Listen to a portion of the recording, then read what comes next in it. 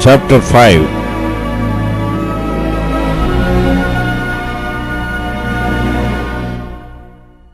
Then sang Deborah and Barak the son of Abinoam on that day, saying, Praise ye the Lord for the avenging of Israel, when the people willingly offered themselves. Hear, O ye kings, give ear, O ye princes. I, even I, will sing unto the Lord. I will sing praise to the Lord God of Israel. Lord, when thou wentest out of Seir, when thou marchest out of the field of Edom, the earth trembled, and the heaven dropped, the clouds also dropped water. The mountains melted from before the Lord, even that Sinai from before the Lord God of Israel. In the days of Samgar, the son of Anath, in the days of Yael, the highways were unoccupied, and the travelers walked through byways. The inhabitants of the villages ceased. They ceased in Israel until that I, Deborah, arose, that I arose a mother in Israel. They chose new gods. Then was war in the gates. Was there a shield or spear seen among 40,000 in Israel? My heart is toward the governors of Israel that offered themselves willingly among the people. Bless ye the Lord. Speak, ye that ride on white asses, ye that sit in judgment and walk by the way.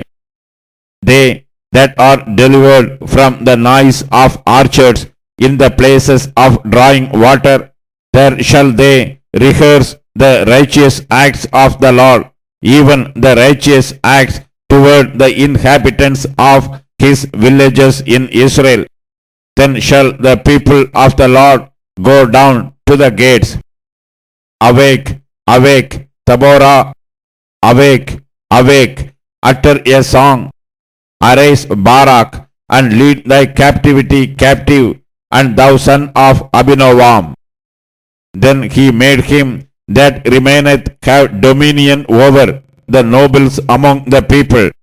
The Lord made me have dominion over the mighty. Out of Ephraim was there a root of them against Amalek. After thee, Benjamin, among thy people.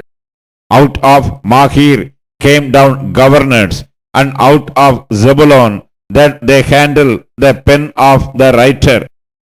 And the princes of Issachar were with Deborah, even Issachar and also Barak. He was sent on foot into the valley. For the divisions of Reuben there were great thoughts of heart. Why abodest thou among the sheepfolds to hear the bleatings of the flocks? For the divisions of Reuben there were great searchings of heart. Gilead abode beyond Jordan, and why did Dan remain in ships? Asher continued on the seashore, and abode in his breaches. Zebulun and Naphtali were a people that jeoparded their lives unto death in the high places of the field. The kings came and fought, then fought the kings of Canaan in Tahalnak by the waters of Megiddo. They took no gain of money. They fought from heaven. The stars in their courses fought against Sisera. The river of Kishon swept them away, that ancient river, the river Kishon. O my soul, thou hast trodden down strength. Then were the horse hoofs broken by the means of bronzings, the bronzings of their mighty ones. Curse ye Meroz, said the angel of the Lord, curse ye bitterly the inhabitants thereof, because they came not to help of the Lord, to the help of the Lord against the mighty. Blessed above women shall Yael, the wife of Jaber, the Canaanite be. Blessed shall she be above women in the tent. He asked water, and she gave him milk. She brought forth butter in a lordly dish. She put her hand to the nail, and her right hand to the workman's hammer, and with the hammer she smote Sisera. She smote off his head when she had pierced and stricken through his temples. At her feet he bowed, he fell, he lay down. At her feet he bowed, he fell. Where he bowed, there he fell down dead.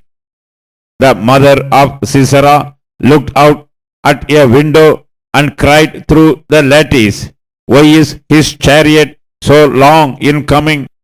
Why tarry the wheels of his chariots? Her wise ladies answered her, Yea, she returned answer to herself. Have they not sped? Have they not divided the prey? To every man a damsel or two, to Sisera a prey of diverse colors, a prey of diverse colors of needlework, of diverse colors of needlework on both sides, meet for the necks of them that take the spoil. So let all thine enemies perish, O Lord, but let them that love him be as the sun when he goeth from in his might. And the land had rest 40 years.